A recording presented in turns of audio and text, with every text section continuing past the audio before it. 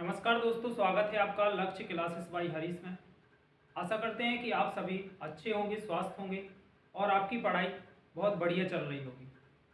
ALP सीबीटी2 और group D का paper आने वाला है, जिसके लिए ये हमारा मैथ का प्रैक्टिस सेट नंबर 4 है, जिसको आज अपन सॉल्व करेंगे। 3 प्रैक्टिस सेट हम सभी सॉल्व कर चुके हैं। एक चौथा प्रैक्टिस सेट है जिसको अपन आज सॉल्व करेंगे, जिसका पहला क्वेश्चन ये रहा आपके सामने। करिए इसको। ए और बी किसी कार्य को क्रमशः 10 दिन और 15 दिन में पूरा कर सकते हैं। वे एक साथ मिलकर कार्य शुरू करते हैं, लेकिन कार्य पूरा होने से 2 दिन पहले बी कार्य छोड़ देता है। कार्य को पूरा होने में कुल कितने दिन लगेंगे? कार्य को पूरा होने में कितने दिन लगेंगे ये पूछा है। तो ए कितने दिन में कर रहा है? ए कर रहा है 10 दिन में। बी कितने दिन में कर रहा है? बी 15 दिन में कर रहा है। तो टोटल कार्य कितना हो जाएगा? एलसीएम कितना आ जाएगा इसका? 30 आ जाएगा। यहाँ पर कितना होगा? 3 होगा। 10 3 बार जाएगा, यहाँ पर 2 बार जाएगा। अब उसने बोला है लेकिन कार्य पूरा होने से 2 दिन पहले बी कार्य को छोड़ देता है। बी क्या कर देता है? 2 दिन पहले कार्य को छोड़ देता है।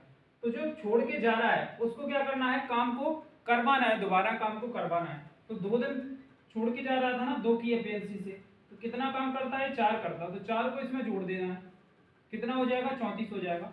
और फिर टोटल दोनों से काम को करवा देना है। कितना आ जाएगा? 5 छक्का 30, 4 बचेगा, 5 अट्ठे 40। जी कितना आ रहा है? जी आ रहा है अपना 6.8 दिन। तो कितने हैं पूर्णांक में? तो पूर्णांक में अपना 6 दिन। तो इसका आंसर क्या हो जाएगा?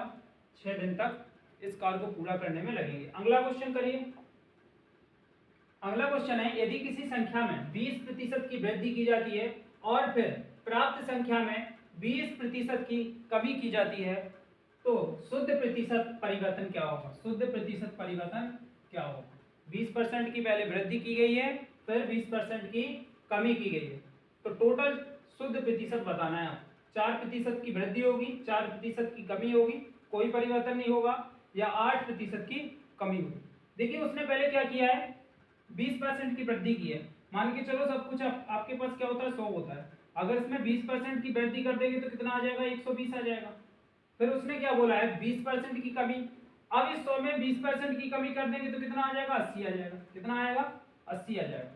तो अपन को ये निकालना है। देखिए 2 जीरो से जो 2 जीरो कट जाएंगे, आपका कितना आ जाएगा? 12 अट्ठे 96। पहले क्या था आपके पास? 96 था। अब कितना बचा है? पहले 100 था, अब कितना बचा है? 96। तो कितने प्रतिशत की कमी हो गई है? 4% की हानि हुई है। क्या हुई है? हानि हुई है, लॉस हुआ है। तो अपना आंसर क्या हो जाएगा? B answer is the right answer. अगला क्वेश्चन करिए। अगला क्वेश्चन है, 25 संख्याओं का औसत 13 है। यदि पहली 13 संख्याओं का औसत 7 है और अंतिम 13 संख्याओं का औसत 19 है, तो 13वीं संख्या का मान क्या होगा? 13वीं संख्या का मान पूछा है। तो देखिए 25 का औसत कितना है? 13 है। 25 संख्या का औसत कितना है? 13 है। टोटल योग कितना हो जाएगा? 25 थी 75 की 5 हाथ की 7, 25 से कम 25 और 7 32। टोटल योग कितना आ गया? 325 आ गया। उसने बोला यदि पहली 13 संख्याओं का औसत 7 है, पहली 13 का कितना है? 7 है, तो कितना हो जाएगा? 13 7 91 हो जाएगा। अंतिम 13 का कितना है? 19 है। इसका गुणा करिए। 13 7 91, 13 8 104, 13 नम्मा 117 की 7 हाथ की 11, 13 एकम 13 और 11 24। कितना आ जाएगा? 247। कितना आएगा? 247 आ जाएगा। अब इनको जोड़ लीजिए। इनको जोड़ेंगे तो 8 9 4 13 की 3 हाथ की 1, कितना आ गया? 338 आ गया। लेकिन ये कितने का है? टोटल संख्या यहाँ पर कितनी हो गई है? टोटल संख्या हो गई है 26। और पहले जो कितने का दिया था? 25 का। तो अगर इस 26 में से 26 के योग में से इस 25 का योग घटा देंगे तो 26 वाली संख्या अपनी निकल आएगी। तो घटा दीजिए। 338 में से किसको घटाना है? 325 को घटाना है। घटाइए। 8 में से 5 गया 3 बचेगा, 3 में से 2 गया 1 बचेगा, और 3 में से 3 गया कुछ नहीं बचेगा। तो कितना आ जाएगा अपना answer? 13। 13 is the right answer. पूछा क्या था? 13वीं संख्या क्या होगी। अगला क्वेश्चन करिए। एक समकोण प्रिज्म का आधार 21 सेंटीमीटर, 72 सेंटीमीटर और 75 सेंटीमीटर भुजा वाले एक त्रिभुज है। क्या है? एक त्रिभुज है, समकोण त्रिभुज। उसने बोला समकोण प्रिज्म। इसकी ऊंचाई कितनी है? 14 सेंटीमीटर। ऊंचाई कितनी दे रखी है? 14 सेंटीमीटर दे रखी है। इसके क्रमशः पार्श्व पृष्ठीय क्षेत्रफल और आयतन क्या होगी? पृष्ठीय क्षेत्रफल और आयतन पूछा है इसका। तो देखिए समकोण प्रिज्म है। क्या है? समकोण प्रिज्म है। तो समकोण क्या होता है जी? क्या है? समकोण। तो इसमें देख लीजिए जो 75 होगी, जो 75 भुजा होगी, ये क्या होगी? कर्ण होगी। 72 क्या होगा? इसका लंब होगा इस आधार का। और 21 क्या होगी इसका? इस समकोण त्रिभुज का आधार 21 होगा, लंब 72 होगा और 75 इसका कर्ण होगा। तो उसने पूछा है कि पृष्ठीय क्षेत्रफल क्या होगा। तो प्रिज्म के लिए पृष्ठीय क्षेत्रफल क्या होता है? पृष्ठीय क्षेत्रफल, पृष्ठीय क्षेत्रफल बराबर होता है आधार का परिमाप, आधार का परिमाप इंटू ऊंचाई। ये क्या होता है? पृष्ठीय क्षेत्रफल निकालने के लिए किसी भी प्रिज्म का आधार का परिमाप इंटू ऊंचाई, ये उसका पृष्ठीय क्षेत्रफल होता है। आधार का परिमाप क्या है? देखिए आधार का परिमाप कितना होगा? टोटल ऐड कर लीजिए इसको, 72, 75 और 21 कितना आ जाएगा? 8, हाथ की 1 हो जाएगा, 8 की कोई हासिल नहीं, 7 दूनी 14 है, 15 16, 168 आ जाएगा। कितना आ जाएगा? 168। और ऊंचाई कितनी दे रखी है? ऊंचाई उसने दे रखी है, इसकी ऊंचाई है 14 सेंटीमीटर। कितनी है? 14 सेंटीमीटर। इसमें 14 का गुणा कर दीजिए, आपका आंसर आ जाएगा 14 7 98 14 8 112। लास्ट में कितना आना है? 2 आना है। लास्ट में कितना आना है? 2। लास्ट में 2 आना है। तो देखिए पृष्ठीय क्षेत्रफल के लास्ट में किस में 2 है? केवल एक ही ऑप्शन में है, पहले ऑप्शन में। इसलिए इसका आंसर क्या हो जाएगा? 2300। इसका गुणा कितना आ जाएगा? 2352। इसका पहला answer is the right answer. अगर आयतन निकालना है तो आयतन का क्या होता है? आयतन का होता है, आयतन बराबर होता है आधार का क्षेत्रफल, आधार का क्षेत्रफल गुणे ऊंचाई। ये आयतन निकालने के लिए फॉर्मूला होता है। ठीक है, आधार का क्षेत्रफल गुणे ऊंचाई। ये लगा देंगे तो अपना वो भी आंसर आ जाएगा। अगला क्वेश्चन करिए। क्वेश्चन है 5वां। 4 पे घाते 3.5 और 2 पे घाते 5 का अनुपात निम्न में से किसके समान होगा? अनुपात पूछा है कि ये किसके समान होगा। देखिए 4 पे घाते कितना दे रखा है? 3.5 दे रखा है अनुपात, और 2 पे घाते कितना दे रखा है? 5 दे रखा है। तो इसको हम क्या कर सकते हैं? सबसे पहले अगर अनुपात निकालना है तो आपको आधार सेम करना पड़ेगा। क्या करना पड़ेगा? आधार को सेम करना होगा। तो यहाँ पर 4 है, यहाँ 2 है, तो यहाँ पर 2 भी आधार करना होगा। तो 2 पे घाते 2, और इस पे घात कितने हैं? 3.5 है। तो घात पे अगर घात है तो उस पे क्या होता है? गुणा होता है। क्या करते हैं? गुणा करते हैं। तो 3.5 और 2 में गुणा करेंगे तो कितना आ जाएगा? 2 पे घाते 7 आ जाएगा। यहाँ पर कितना है? 2 पे घाते 5 है। अगर दोनों 2 पे घाते 5 यहाँ पर है, 2 पे घाते 5 इसमें से घटा लें तो यहाँ पर कितना बचेगा? 1 बचेगा। यहाँ पर 2 पे घाते 2 बचेगा। बचेगा कि नहीं? 5 कट गया तो कितना आ जाएगा? यहाँ पर 4:1 आ जाएगा। इसका आंसर क्या हो जाएगा? 4:1 हो जाएगा। किस ऑप्शन में है? दूसरा ऑप्शन। दूसरा option is the right answer. अगला क्वेश्चन करिए। अगला क्वेश्चन है 4 अभाज्य संख्याएं आरोही क्रम में दी गई। किसमें? आरोही क्रम। आरोही क्रम का मतलब होता है बढ़ते क्रम में, बढ़ते क्रम में, बढ़ते क्रम में दे रखी है।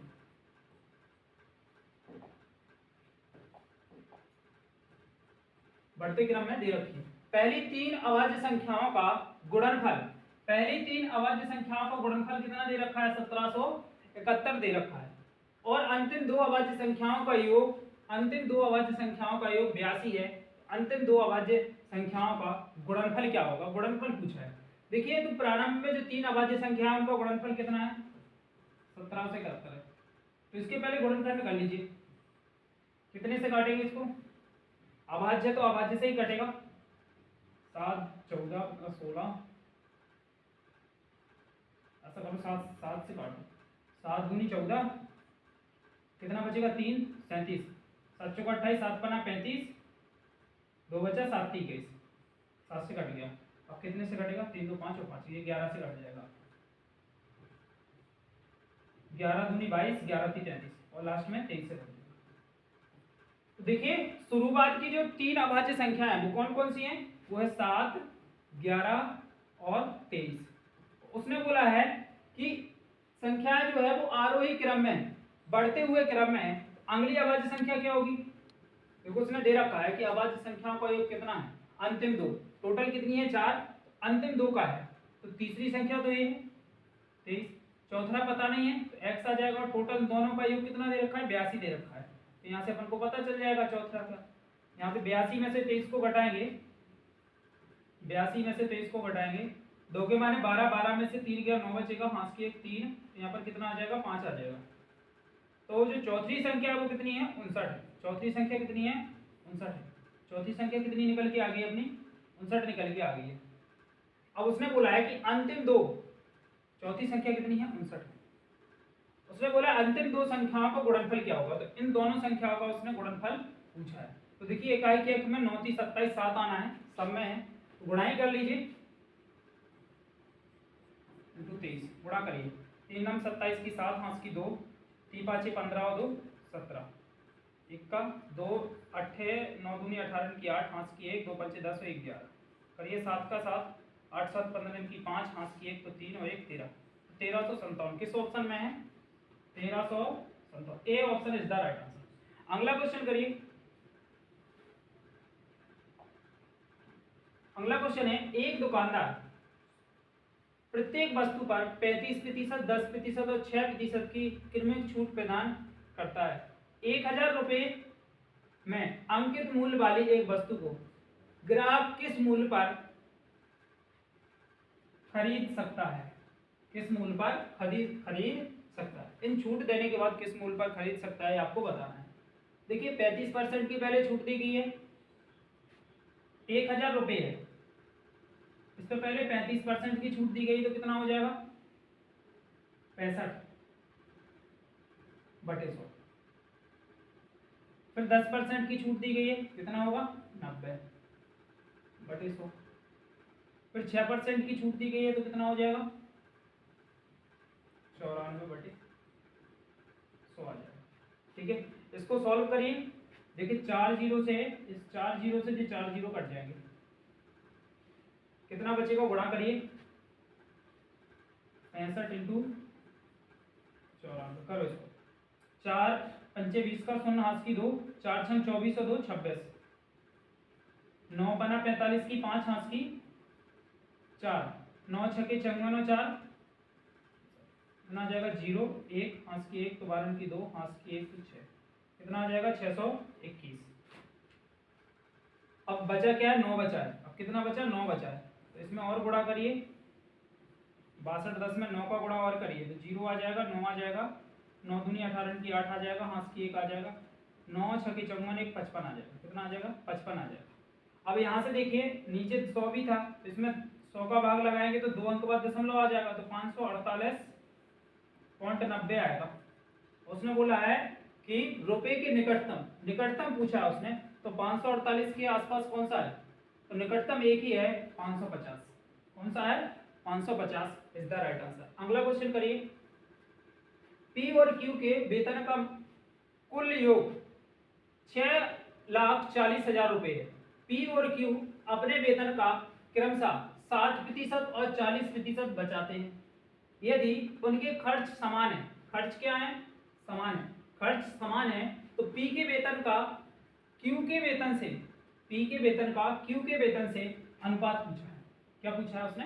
अनुपात पूछा है। करिए, देखो 60% क्या कर रहा है? बचा रहा है, बचा रहे हैं। पी कितना कर रहा है? 60%। मान के चलो पी क्या है? 60% बचा रहा है। 60% का मतलब होता है 1 0 से 1 0 कट जाएगा, 2 3 6 2 5 10। उसकी आय कितनी थी? पी की आय थी 6, सॉरी 5 थी, इसमें से 3 क्या कर रहा है? बचा रहा है। तो बचत कितनी है इसकी? बचत है 3। 5 में से 3 बचा रहा है, तो उसने व्यय कितना किया होगा? व्यय इसने 2 किया होगा कि नहीं?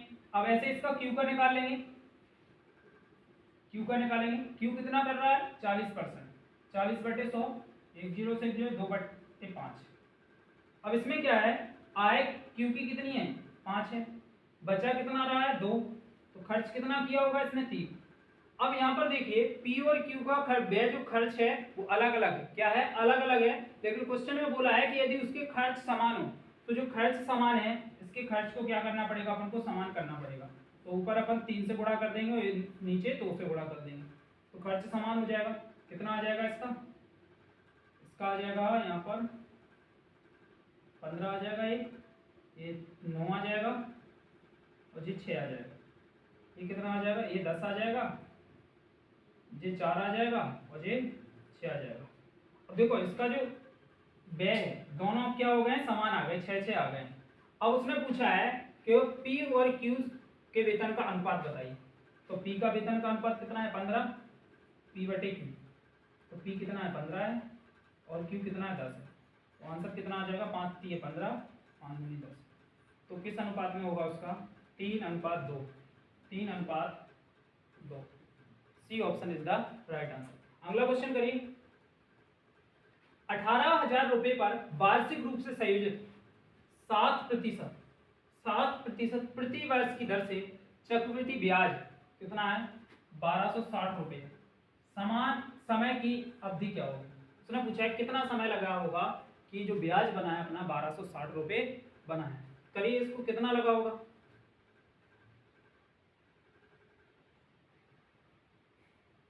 ₹18,000 पर वार्षिक रूप से संयोजित 7% प्रति वर्ष की दर से चक्रवृद्धि ब्याज कितना है, 1260 रुपए है। तो समय की अवधि बताना है आपको, समय कितना लगा होगा।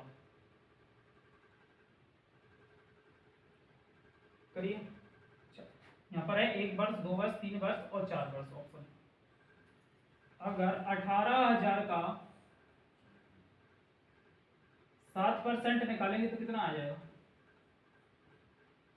2 जीरो से 2 जीरो आ जाएगा, कितना बचेगा 0। 7 अट्ठे 56 की 6 5 की 5 7 एकम 7 और 5 12। देखिए पहले एक ही वर्ष में ब्याज बढ़ रहा है 1260, एक ही वर्ष में क्या हो रहा है 1260 ब्याज बढ़ना है एक ही बार में। तो इसका आंसर क्या आ जाएगा, अपना डायरेक्ट आंसर एक ही वर्ष आ जाएगा। अगला क्वेश्चन, यदि किसी ठोस बेलन का वक्र पृष्ठीय क्षेत्रफल, ठोस बेलन का वक्र पृष्ठीय क्षेत्रफल उसके कुल पृष्ठीय क्षेत्रफल का 2/5वां भाग है, 2/5वें भाग का मतलब होता है 2/5।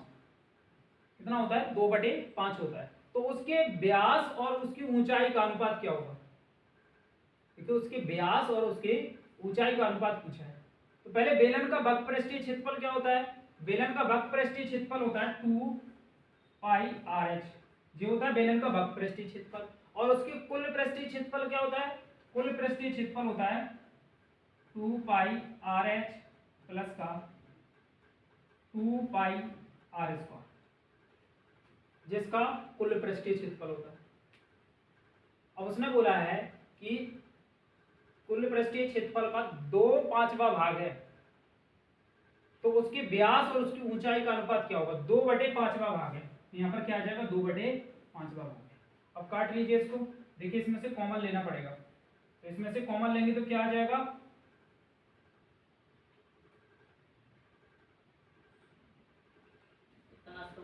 यहाँ पर देखो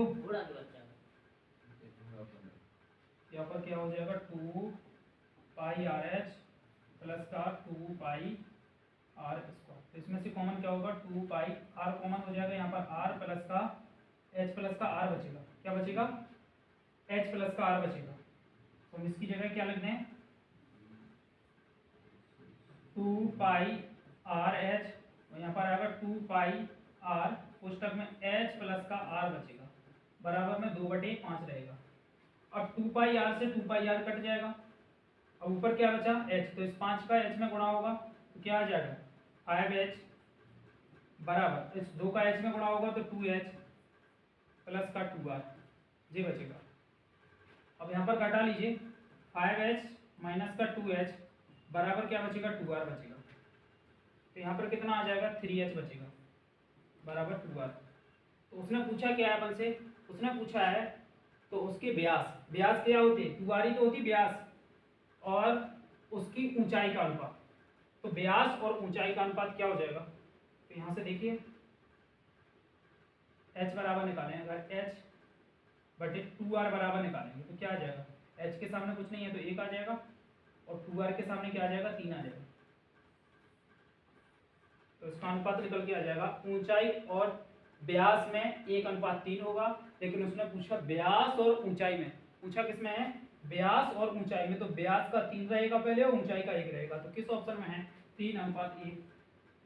चौथा option is the right answer. अगला क्वेश्चन करिए, यदि 8,000 रुपए की राशि को 10% प्रति वर्ष अर्धवार्षिक चक्रवृद्धि ब्याज पर निवेश करने पर 9,261 प्राप्त होते हैं, तो समय अवधि क्या होगी। समय अवधि पूछा है इसमें कि समय कितने समय के लिए राशि दी गई है, समय बताना है आपको। देखिए अर्धवार्षिक रूप से चक्रवृद्धि ब्याज है, किससे, अर्धवार्षिक रूप से है, तो क्या करेंगे, अगर एक प्रति वर्ष है 10% कितने की है, एक वर्ष की दर है 10%, तो अर्धवार्षिक की कितनी होगी 5%, अर्धवार्षिक की कितनी होगी 5% होगी, तो इसका निकालेंगे। देखो एक फॉर्मूला होता है, आपको पता होता है, ये बराबर होता है P1 प्लस का R/100 जो होता है। ए होता है यहाँ पर मिश्र धन, P मूलधन होता है, R दर होती है, N समय होता है। तो यहाँ पर देखिए मूलधन कितना दे रखा है 8,000, जबकि उसका मिश्र धन कितना हो जाता है, प्राप्त होता है 9,261, तो ब्याज कितना बना 261 ही ब्याज बना, कितना बना 261 ब्याज बना। चलो देखते हैं, तो यहाँ पर मिश्र धन कितना दे रखा है 9,261 दे रखा है, मूलधन कितना दे रखा है 8,000 दे रखा है, यहाँ पर 1 प्लस का R, अर्धवार्षिक है तो 5 आ जाएगा, यहाँ पर कितना होगा 100 रहेगा, कितना हो जाएगा यहाँ पर 9,261 बटे में कितना आ जाएगा 8,000 बराबर में आ जाएगा 100 एकम 100 और 5 105 बटे में 100 आ जाएगा, तो ये घात कितनी की आ जाएगी n की। तो यहाँ देखिए n जो होता है, इसको और काट लो, 5 से काट लो, अच्छा इसको डायरेक्ट 5 से, तो ये 21 आ जाएगा यहाँ पर, और यहाँ पर 20 आ जाएगा, यहाँ पर जी क्या है n है। देखिए 20 का क्यू दिख रहा है 800 क्या है 20 का क्यू है, और 21 का क्यू कितना होता है 9,261, तो इसको क्या लिख सकते हैं, यहाँ से लिख सकते हैं 21 बटे 20 का क्यू बराबर कितना हो जाएगा 21 बटे 20 पे घाते n। अभी यार हमने पढ़ाया था कि अगर आधार बेस जो बेस होता है वो अगर सेम है तो घातें एक दूसरे के बराबर हो जाती हैं, तो यहाँ पर जैसे जी क्या हो जाएगा बराबर हो जाएगा, तो n की वैल्यू कितनी निकल आएगी, यहाँ से 3 निकल आएगी। लेकिन जी क्या है अर्धवार्षिक रूप से, तो वार्षिक रूप से क्या हो जाएगा, इसमें से घट जाएगा, तो इसका आंसर क्या हो जाएगा, आधा क्या हो जाएगा, n की वैल्यू कितनी आ जाएगी 3/2, 3 2 एकम 2 1/2, बस कितनी आ जाएगी 1 सही 1/2, किस ऑप्शन में 1 सही 1/2, चौथा option is the right answer. अगला क्वेश्चन करिए, यदि एक व्यक्ति 12 रुपए में 15 पेंसिलें खरीदता है, 12 रुपए में 15 पेंसिलें खरीदता है और 15 रुपए में 12 पेंसिलें बेचता है, तो लाभ या हानि प्रतिशत आपको बताना है।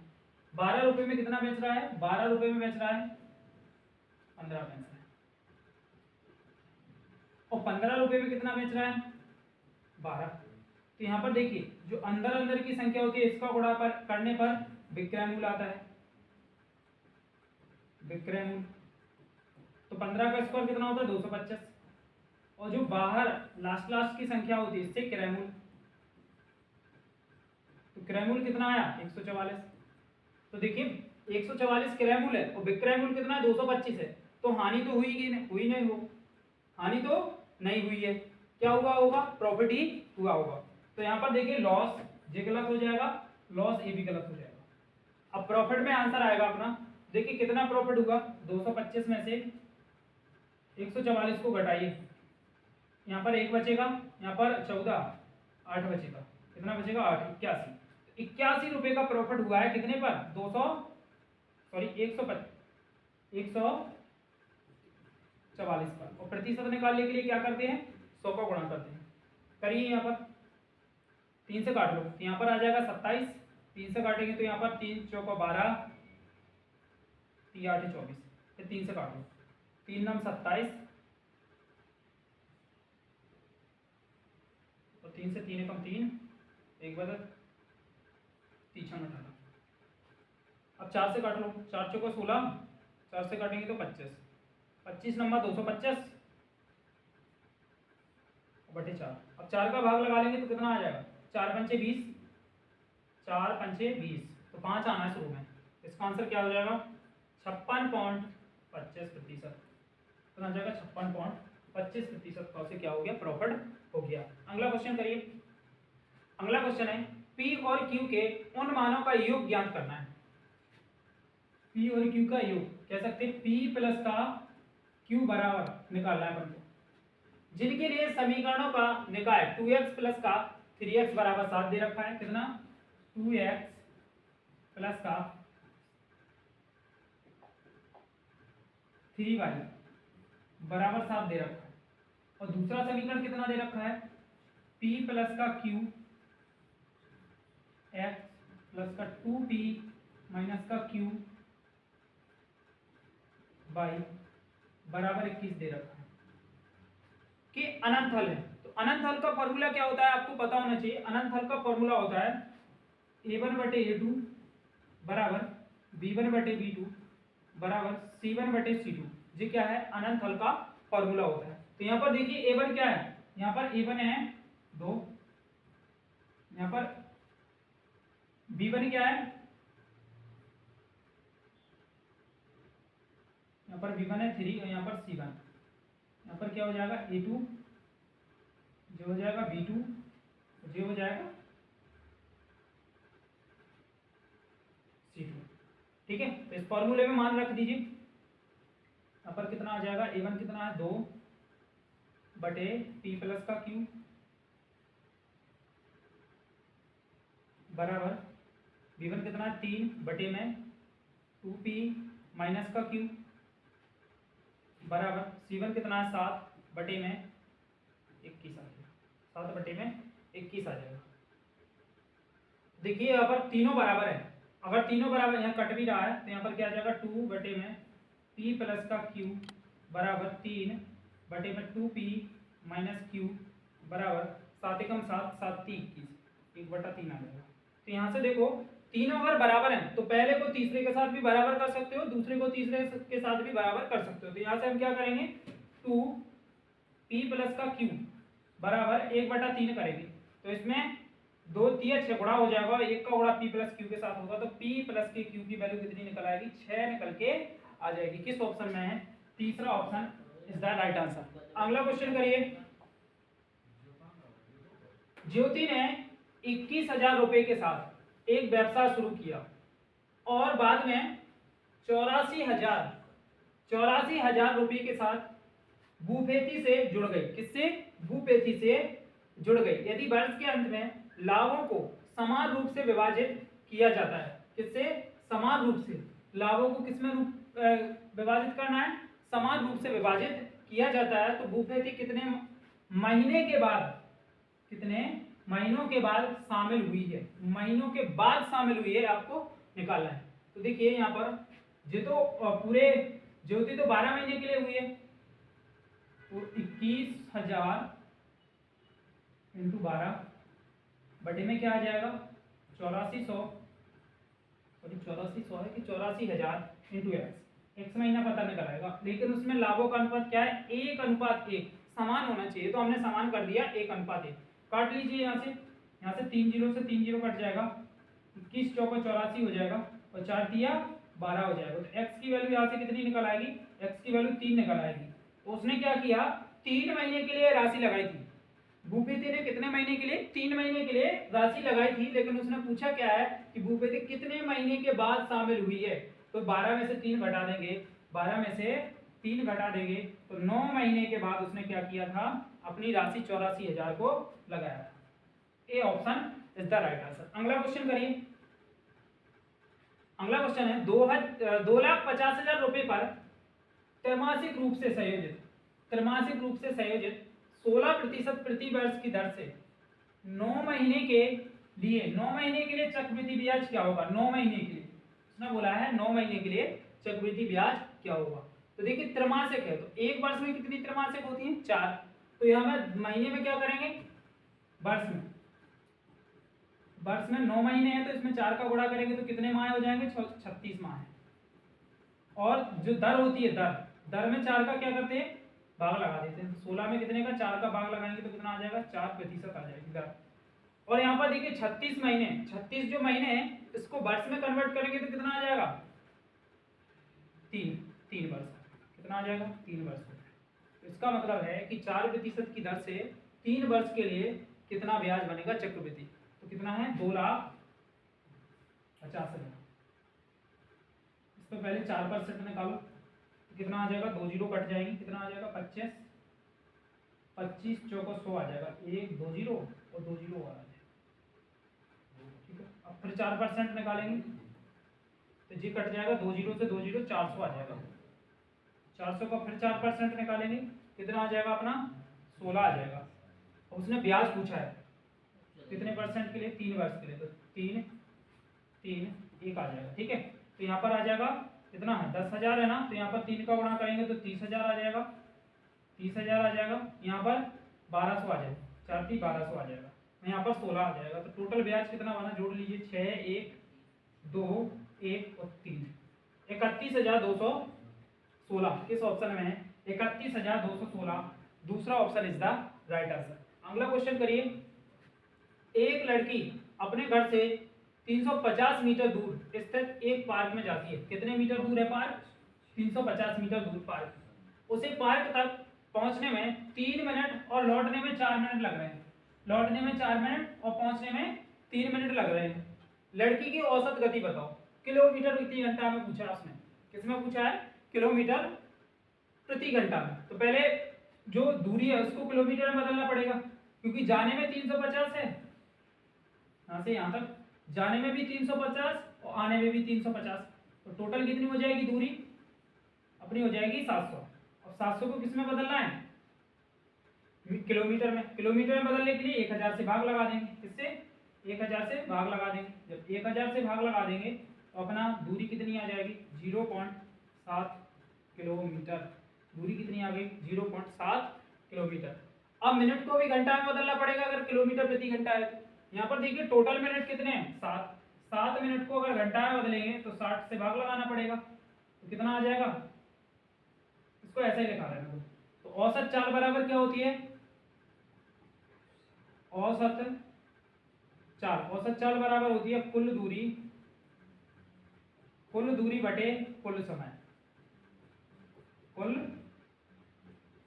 समय होता है। कुल दूरी कितनी है अपनी, कुल दूरी है 0.7 और समय कितना है 7 बटे में, तो बटे में जो संख्या थी वो ऊपर पहुंच जाएगी और जी दशमलव हटाएंगे नीचे 0 आ जाएगा, तो 7 से 7 कट जाएगा, 1 0 से 1 0 कट जाएगा। औसत चाल कितनी निकल के आ जाएगी अपनी 6, किस ऑप्शन में है 6 किलोमीटर प्रति घंटा उसकी औसत चाल हो जाएगी। अगला क्वेश्चन करिए, एक जीवा द्वारा वृत्त के केंद्र और दीर्घ चाप पर बनाए गए कोणों का योग 180 है। देखिए एक वृत्त है, ये क्या है, एक वृत्त है। उसने बोला है कि एक जीवा है, एक जीवा जी मान लो, हमने ये जीवा मान लिया। यहाँ पर वृत्त का क्या है, केंद्र है, केंद्र और दीर्घ चाप पर बनाए गए कोणों का योग। एक कोण यहाँ पर केंद्र पर बनाया गया और एक दीर्घ चाप का मतलब होता है जे केंद्र से यहाँ पर जो जीवा है, जे छोटा चाप कहलाता है तो जे वाला बड़ा चाप कहलाता है, इसे ही बोलते हैं दीर्घ चाप। तो एक दीर्घ चाप पर भी बनाया गया कोण यहाँ पर, इन दोनों कोणों का योग कितना दे रखा है 180 दे रखा है। तो वृत्त के केंद्र पर बनने वाला कोण कितने डिग्री का होगा। तो एक बात आपको पता होना चाहिए, जो यहाँ पर परिधि पर बनता है कोण, जो परिधि पर बनने वाला कोण मान के चलो थीटा है, और जो केंद्र पर बनता है जस्ट इसका डबल होता है। क्या होता है, जस्ट डबल होता है। केंद्र पर बनने वाला कोण जो होता है वो परिधि पर बनने वाले कोण का डबल होता है। तो यहाँ पर टोटल कितना हो गया, 1 थीटा यहाँ पर है, 2 थीटा यहाँ पर है, तो 3 थीटा की वैल्यू कितनी दे रखी है, यहाँ पर दोनों का योग दे रखा था थीटा प्लस का 2 थीटा, कितना आ जाएगा 180 आ जाएगा। यहाँ पर 3 थीटा आ जाएगा, तो यहाँ पर कितना आ जाएगा 180। 3 से काट लेंगे तो थीटा की वैल्यू कितनी निकल आएगी 60, थीटा की वैल्यू कितनी निकल आएगी 60। उसने पूछा है केंद्र पर बनने वाले थीटा का मान बताओ। तो केंद्र पर कितना है 2 थीटा है, तो यहाँ पर 2 गुणे थीटा की वैल्यू 60 निकली है, आंसर कितना आ जाएगा 120 degree is the right answer. 120 degree is the right answer, तो चौथा आंसर इसका सही हो जाएगा। अगला क्वेश्चन करिए 18वां क्वेश्चन करिए, 3 नोटबुक और 6 पेन का मूल्य 3000 रुपये, उतनी ही धनराशि से 1 नोटबुक और 12 पेन खरीदे जा सकते हैं। राजू 15 पेन खरीदना चाहता है, उसे कितनी धनराशि देनी होगी? देखिए 3 नोटबुक हैं, तो 3 नोटबुक n मान लेते हैं, प्लस 6 पेन का मूल्य कितना दे रखा है? 3000 दे रखा है। और उसने बोला है कि एक नोटबुक और 12 पेन का मूल्य उतना ही है, तो मतलब 3000 ही है। तो इसको करिए सॉल्व, चिन्ह बदल लीजिए इसको। पहले तो इसमें 3 का गुणा कर लेंगे तो क्या आ जाएगा? चिन्ह बदल जाएंगे तो यहाँ पर कट जाएगा जी, यहाँ पर भी चिन्ह बदल जाएगा, यहाँ पर भी चिन्ह बदल जाएगा। तो गुणा करेंगे तो ये तो पूरा कट जाएगा 3 से। अब 3 भाग 6 बात 36 हो जाएगा, 6 घटाएंगे तो 30 आ जाएगा माइनस का। और यहाँ पर कितना आ जाएगा? माइनस का 6000 आ जाएगा। माइनस से माइनस कट जाएगा और 0 से 0 कट जाएगा, 3 से काट लेंगे तो पी का मान कितना आ जाएगा? 200 आ जाएगा। पी का मान कितना आ जाएगा? 200 आ जाएगा। अब उसने बोला है कि 15 पेन खरीदना है, तो जब 15 पेन खरीदना है और पी का मान कितना है? 200 है, तो 15 गुणा 200 कर लेंगे अपन, तो आंसर कितना आ जाएगा? 3000 आ जाएगा। 3000 रुपए में ही वो 15 पेन खरीद लेगा। इसका आंसर क्या हो जाएगा? A answer is the right answer हो जाएगा। अगला क्वेश्चन करिए, निम्न में से किसका गुणनफल एक परिमेय संख्या है? तो परिमेय संख्या पूछा है उसने कि परिमेय संख्या कौन सा है जिनमें इसमें गुणनफल करने पर परिमेय संख्या आ जाए। तो देखिए इसका गुणा करने पर कितना बनेगा? इसका गुणा करने पर बनेगा रूट के अंदर 3 दूनी 6। इसका कितना बनेगा? इसका बनेगा रूट के अंदर 9, 9 बना 45। इसका बनेगा 27 3 81। तो कितना आ जाएगा? देखो 81 से कितने का वर्ग होता है? 9 का। तो क्या आ जाएगा? 9 बाहर आ जाएगा और बटे में 1 कर देंगे तो ये इसका क्या हो जाएगा? परिमेय संख्या हो जाएगी। क्या हो जाएगी? 9/1 जिसकी परिमेय संख्या हो जाएगी। ठीक है, तो इसका आंसर क्या हो जाएगा? तीसरा answer is the right answer. अगला क्वेश्चन करिए। अगला क्वेश्चन है, यदि दी गई संख्या 75 8 p 0 9 q 5 3 से विभाज्य, कितने से? 3 से विभाज्य है, तो p प्लस q का न्यूनतम मान क्या होगा? न्यूनतम देखिए जो 3 होता है इससे विभाज्य क्या होगा? अगर इन संख्याओं का योग 3 से घट जाता है तो वो 3 से विभाज्य हो जाएगी। यहाँ पर देखिए टोटल कितनी है? 8 और 7 15, 15 और 5 20, 20 और 9 29, 29 और 5 कितना हो जाएगा? 34, 34 प्लस का p प्लस का q बराबर कितना है?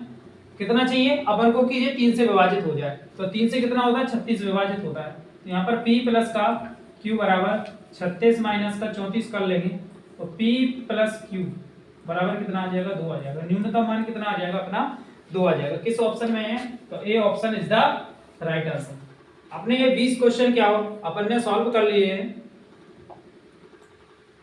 अगर आपको क्लास अच्छी लगी है तो प्लीज कमेंट में जरूर बताएं कि क्लास कैसी लगी है और चैनल को सब्सक्राइब जरूर करें। Thank you.